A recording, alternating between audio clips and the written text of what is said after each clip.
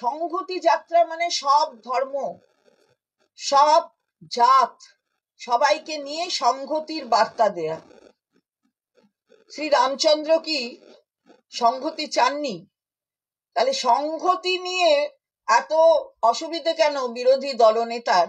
আবার দেখলাম তিনি মুখ্যমন্ত্রীকে কটাক্ষ করেছেন, কিন্তু নিজেও, আমি সংবাদ মাধ্যমেই পড়লাম, জানি না কতটা ঠিক বেঠিক, যে তিনিও নিজেও এই ধরনের মিছিলে ডাক দিয়েছেন এবং তিনি মিছিলে পা মেলাবেন। বহু নাকি মিছিল হবে, মিছিলে মিছিলে নাকি পা মেলাবেন। তাতে সংহতি যাত্রা এটাকে কটাক্ষ করার কি প্রয়োজন আছে? এটা বাংলা, সুতরাং সবাই নিজের অধিকার প্রয়োগ করতে পারছে। এটা অন্য রাজ্য না, বিজেপি শাসিত রাজ্য না। সেখানে আমরা দেখেছি আমাদের যখন প্রতিনিধিরা সেখানে গেছেন, তাদের এয়ারপোর্ট থেকে, স্টেশন থেকে আটকে দেওয়া হয়েছে। सुनकर देखो सुनकर देखो सुनकर देखो जी, ममता राहुल मोदी बोले, लिखे जितेंद्र जी।